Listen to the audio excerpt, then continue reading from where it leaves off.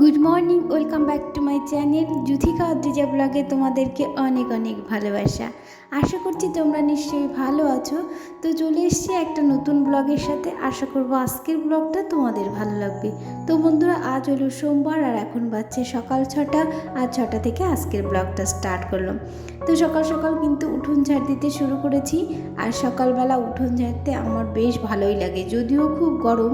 আর একটু বেলা হলে কিন্তু উঠোন ঝাড় দেওয়া যায় না, কারণ ঘাম ছুটে যায়, এত গরম। ওর জন্য কিন্তু সকালবেলা ঝাড় দিলে একটু সুবিধা হয়। তো যাই হোক, আমাদের উঠোনটা তো বেশি বড় নয়, তো ঝাড় দিতে তেমন একটা কষ্ট হয় না। তা উঠোন ঝাড় দেওয়ার সাথে সাথে কিন্তু রাস্তাটাও ঝাড় দিয়ে ফেলি।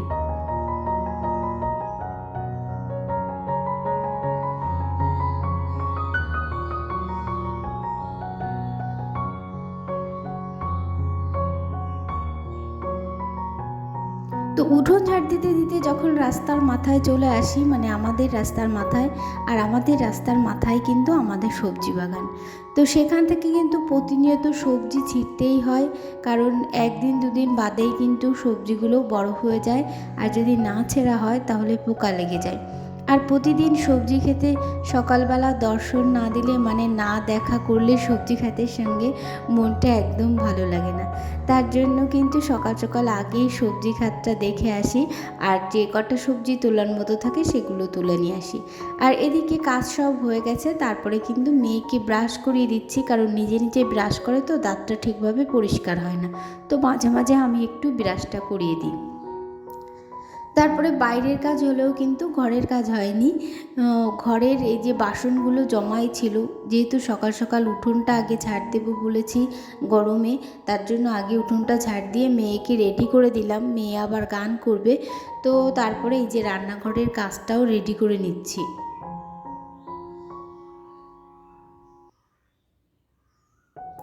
তো কী রান্না করব ফ্রিজ থেকে বের করে নিলাম, তারপরে কিন্তু রান্নাবান্না তোড়জোড় শুরু হয়ে যাবে।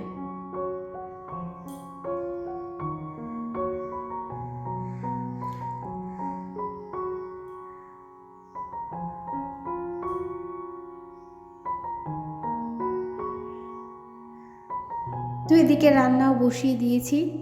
ভাত, ওদিকে ভাতে চালটা ধুয়ে দিলাম, আর এদিকে কড়াইও চাপিয়ে দিয়েছি। আর একদিকে কিছু সবজি কাটবো আর অন্যদিকে রান্না করব। তো আজকে একটু ঘ্যাটকোল বাটা করব, আর রান্না করব চিংড়ি পটলের কারি। তো বেশি কিছু আর এই উনুনের কাছে থাকা যাচ্ছে না, এই গরমে রান্না করতে কিন্তু বেশ কষ্টই হচ্ছে। তবুও খেতে তো হবে, আর তার জন্য তো রান্না করতেই হবে। তো সেই জন্য রান্নাটা করছি, কিন্তু বেশি আয়োজন করে রান্না করার মতো কোনো মানে মানসিকতাই নেই। তো ঘ্যাটকলটা ভাজা হয়ে গেল, এখনও বাটা হয়নি। আর এদিকে পটলের চিংড়িটা করবার জন্য গোটা গোটা পটল ভালো করে একটু তেলে ভেজে নিচ্ছি।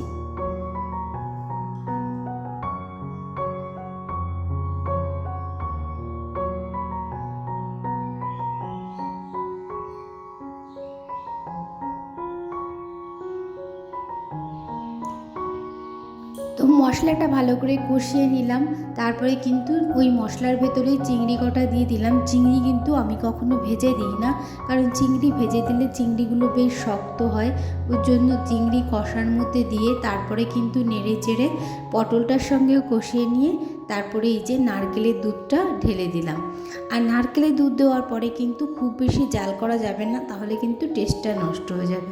এই যে আমি বেশ কিছুক্ষণ জাল করে নিয়েছি, খুব একটা বেশি সময় না, এই 5 মিনিট মতন। তারপরে কিন্তু দিয়ে দিলাম দুটো কাঁচা লঙ্কা, দিয়ে নামিয়ে নিয়েছি। রান্নাবান্না কমপ্লিট। এবার গ্যাস ওভেন আর গ্যাস টেবিলটা মুছে নিচ্ছি, আর ওদিকে কিন্তু বাসনও ধোয়া হয়ে গেছে। এরপরে কিন্তু খাওয়া দাওয়ার পালা।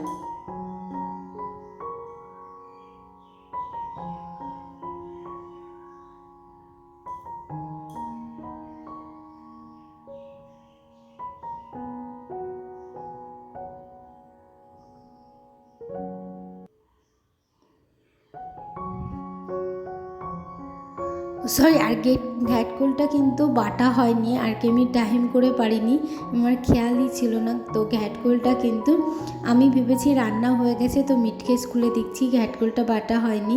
তো ঘ্যাটকোলটা পাটায় বেটে নিলাম, আর ঘ্যাটকোলটা না পাটায় বেটে নিলে কিন্তু বেশি স্বাদ হয়। আমি আগে মিক্সচারেও করে দেখেছি, কিন্তু মিক্সচারের থেকে পাটায় বাটা ঘ্যাটকোল খেতে বেশি টেস্ট হয়। যেমন পাটায় বাটা মশলা দিয়ে রান্না করলে বেশি সুস্বাদু হয় খেতে, তেমনই পাটায় বাটা কিন্তু ঘ্যাটকোলটাও খুব সুস্বাদু হয়। আর গাছে একটা পেঁপে ছিল, তো সেটাই কেটে নিয়েছি। আর আজকে একটু হাজব্যান্ড স্কুলে যাবে, কারণ স্কুলে একটু দরকার আছে, তো টিফিনটা ওকে দিয়ে দিলাম। যদিও গরমে ছুটি পড়ে গেছে, তবুও একটু স্কুলের বিশেষ কাজের জন্য আজকে যেতে হচ্ছে, ওর জন্য ওকে টিফিনটা রেডি করে দিলাম, কারণ কখন আসবে আর কখন এসে আবার খাবে।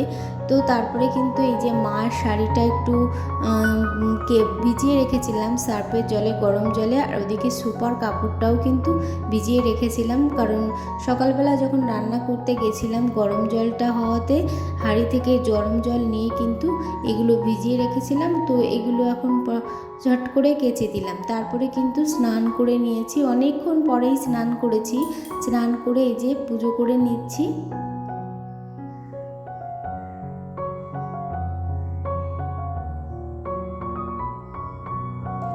তো বিকেলবেলায় আবার কিন্তু কাজে লেগে পড়েছি, আর হাজব্যান্ডও কিন্তু স্কুল থেকে চলে এসছে, কারণ আমাদের আজকে একটা পুঁই মাচা করা হবে।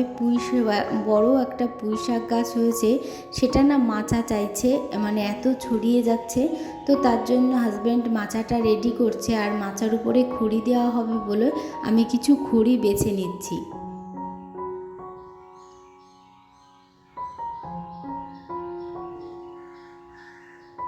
তো যেহেতু বিকেলবেলা আবার এই কাজগুলো করা হচ্ছে, কিন্তু আবার কিন্তু বিকেলে স্নান করতেই হবে, আর মাঝে মাঝে এই গরমে একটু স্নান করতে বেশ ভালোই লাগে।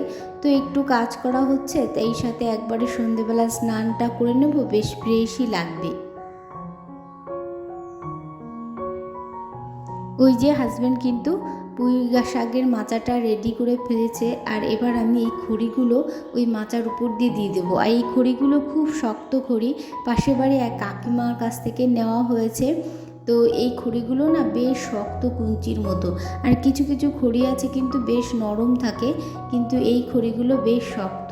তো এইগুলো এই উচ্ছে গাছের জাংলাতেও কিন্তু এই খড়িগুলোই দেওয়া হয়েছে।